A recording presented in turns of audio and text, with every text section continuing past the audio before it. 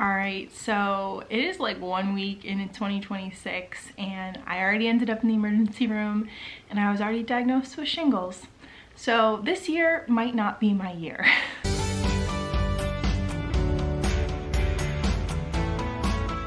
All right, so the brain fog is really bad today because I have shingles and have been really struggling. So please excuse if I ramble at all today or if my thoughts are not like perfect, because I'm just hanging in here. You know what I mean? I'm just barely hanging in. So let's get into the story of how I went to the emergency room and ended up actually self-discovering. Like, I figured out myself and then it was confirmed by doctors that I have shingles. So this story begins actually New Year's Eve. So New Year's Eve, I had just gone off cephalexin, which is the antibiotic that I was on for a short stint to see how my skin did on it, but it always gives me physical energy and all my symptoms improve. So New Year's Eve was the day after I stopped this last like 6-week experiment. And that day I started having burning pain in my stomach. I just thought I'd eaten something, you know, when I eat onions or garlic or gluten, which I'm allergic to, I get burning stomach pain. So I just, you know, was like, oh, I ate something, it's fine. Well, that burning pain continued in my stomach. So New Year's Eve was a Wednesday, and then on that Saturday, I found a rash on my back. But what I thought it was actually just spider bites. In the morning, I kind of went like this on my back and I was like, oh, ow, that really hurts. So I looked in the mirror and there were these clusters of maybe 8 dots that I assumed were spider bites, because what else would they be? But they really hurt to touch. They did not itch like a normal bite, they hurt to touch. And so I was like, well, that's just weird, but whatever. I have weird symptoms all the time. It is what it is, right? So then Sunday, my pain kind of increased a little bit, which was weird. By Monday morning, I was in so much pain and I was like, this is not something I've eaten. It was on my left side. So this burning stomach pain was on my left side, and by Monday it had started wrapping around my left side to my back, and I'd been having back pain as well. And I was like, this is not good. This is not good at all. So I contacted my doctor, my PCP, and I said, look, these are my symptoms. I really don't want to go to urgent care because of all of the gross stuff that is going around right now. I can't afford to get sick on top of already being super sick, you know. And I was like, could this be, you know, I'd looked up my symptoms, could this be pancreatitis? Sometimes when you go off cephalexin, it's very, very, very rare, but it could trigger pancreatitis, and that was kind of the area where my pain was. I can't remember what my other thoughts of what it could be was, but she said, actually, I'm concerned about a kidney stone. She said, I want you to go to the emergency room, not urgent care, but the emergency room, because they have imaging and we need you to get imaging done. We need you to get a CAT scan. I was like, ah. So I ended up going to the emergency room around 4 that day, and we were there until after midnight. It was very, very busy. I've been in this emergency room twice before for myself, and this was the longest. Like, most of that time we weren't in the room, we were just in the waiting room, and there were so many people there. There were people throwing up in the waiting room. There was a person who thought she'd broken her leg by falling down the stairs. It was just a nightmare. Like, the waiting room was super full. And I didn't even get blood work done. When we first got there, they were like, oh, they'll call you for blood work soon. I didn't even get blood work done for probably 5 hours. So ended up getting, you know, blood work done. They put an IV in, an IV port, so that if they need to do more blood work or give you an IV drip, they can do that. Well, they put that on my left arm. Maybe an hour or so after I got blood work done, they did take me back to a room. Now, this room was a curtain in the hallway. So HIPAA was not being really followed, because you could hear everything that the people on either side of you and down the hall were saying about their medical situation. And so it was crazy. So that was pretty stressful. But anyway, I was put in the hall. That was my room.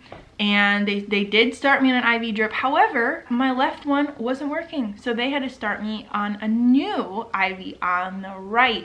And it really hurt. And I'm also very allergic to adhesive. So I have rashes on both of my arms still. It's been more than a week. I have rashes, itchy rashes on both of my arms still, where they had to put the IV and the adhesive tape to keep the IV in. So that sucked. But anyway, it was really tough. The PA who saw me, because I hadn't thought about kidney stones at all, but my PCP was worried about kidney stones. So we said something along the lines of pancreatitis and kidney stones. And he was like, oh, well, you guys have been doing a lot of Googling, huh?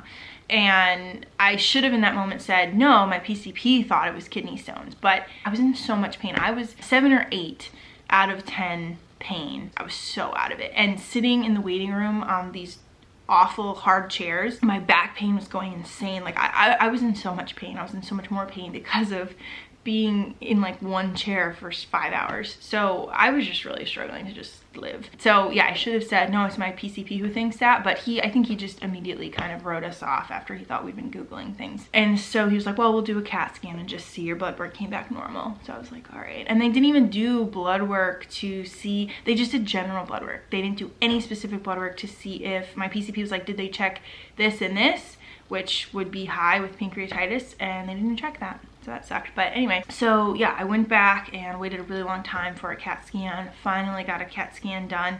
Now, there were some weird findings on the CAT scan, none of which were like related to my symptoms that I'd gone in there for, so they didn't even mention those to me. And I sent the CAT scan to my PCP, and she was like, this is why we're getting another CAT scan later this month, and then you're gonna see a pulmonologist. So I will update you all as soon as I know more information, but something's going on. And it showed up on this CAT scan. So they were like, yeah, we see nothing on your CAT scan, you can go home. And I was like, all right, well, that was a wasted trip, but at least it told us what it wasn't, right? But the PA looked at the rash on my back and was like, nah, looks like bites. And by that point, he even put in his notes, oh, there's 2 clumps of dots. I didn't know that. They had come on while we were at the emergency room, so I wasn't looking at my back while I was in the emergency room. And he wrote down 2 clumps of dots, even though I had said, oh, there's only 1. So by the time we got home, my mom looked at my back and she's like, oh, there's a new clump of dots. And then we looked at my stomach and there was a clump of dots all on the left side of my body.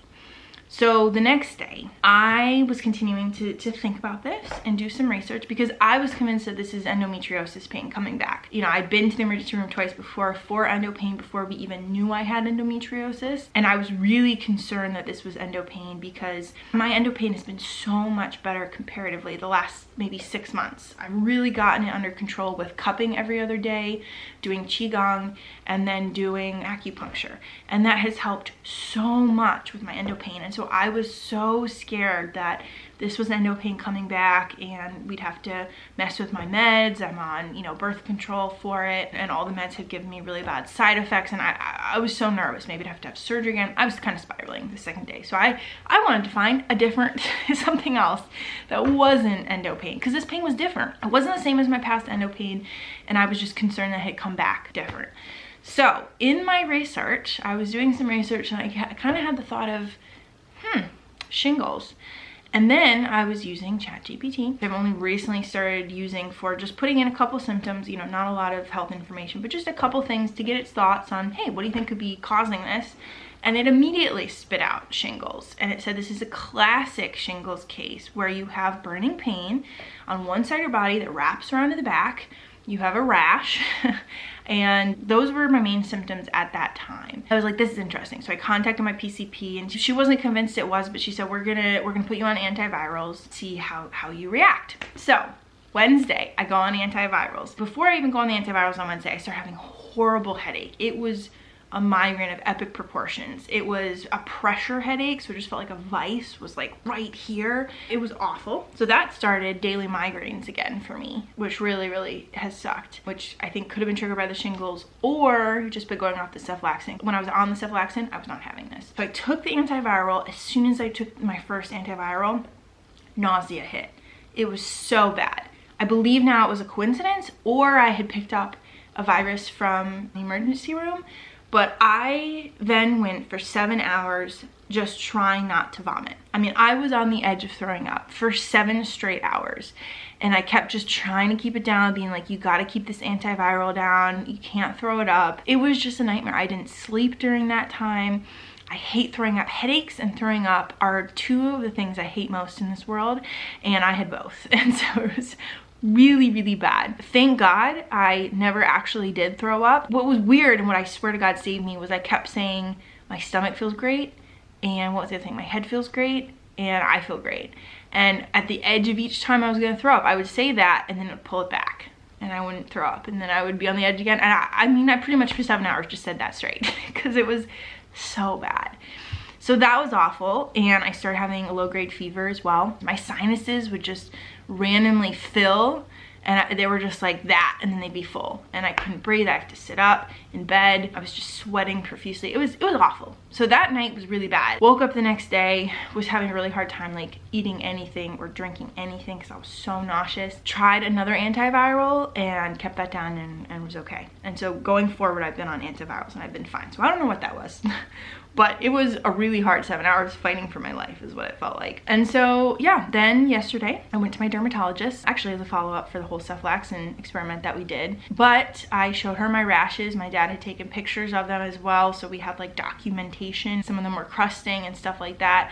And she said, yeah, I think this is shingles. And so yeah, I had shingles, which is kind of crazy that I, you know, am so young and have had them, but I'm so young and I've had so many things. So not surprising, honestly, right? So what really sucks is that shingles is one of the 20 most painful conditions out there. And I've had, you know, I have endometriosis, I have been diagnosed with fibromyalgia. So out of all the 20 most painful conditions, I've been collecting them like little Pokemon. And this was, I think, the 5th or so out of 20 that I have, which is insane. Because when I looked up how painful is shingles, it was like 6 to 10 out of 10 pain is usually how painful it is. And I was like, well, that's pretty accurate. I have just been continuing to struggle with migraines every single day. I'm on 5 Tylenol a day, which I know is not great. I hear ya, we're working through it. I don't go to see my local headache clinic for another month because they canceled on me. I was supposed to see them this last month, but so don't know what that's about. And then I have really bad back pain still, which from Google, yes, I do Google things, it says that can last weeks after you've had shingles. So I have just been in so much pain. I feel like I'm so old. I'm like, oh my God, my back. Thankfully, the left side abdominal pain and the pain that was wrapping around has gotten better. It's still very tender and sore, but it is not to the same extent that it was. However, the back pain is really, really bad. So I've just been, you know, hanging in there. It's been kind of rough.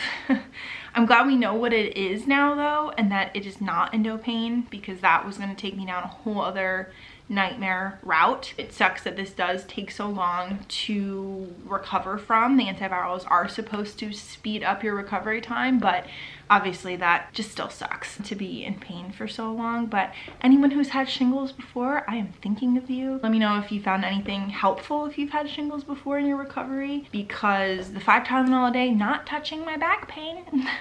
Maybe it'd be worse if I wasn't taking the Tylenol, but those are really for my headaches right now. But it's rough, so I am just drinking as much as I can and trying to rest to hopefully bounce back from this as fast as possible. So thanks for listening to my story, friends. It has just been a crazy year already, and hopefully in the next vlog I'll be feeling better. All right, I will talk to you all soon, my friends.